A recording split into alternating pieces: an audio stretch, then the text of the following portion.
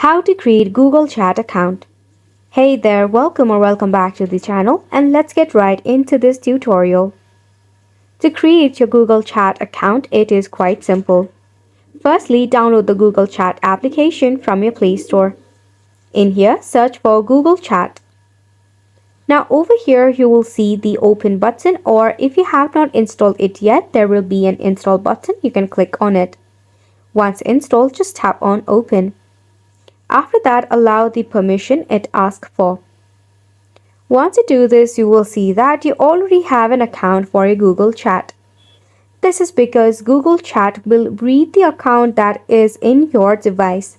That is the Google account that is available in your device and automatically link with the particular account. However, if you wish to switch between the account, you can do so by simply tapping on the profile icon that is in the top right corner. There you'll find all of the other account that is available. You can switch for any of this account and change into a brand new Google Chat account. This is how you can create a Google Chat account. Wasn't it simple? Make sure to go ahead and give this a try. Thank you so much for tuning in.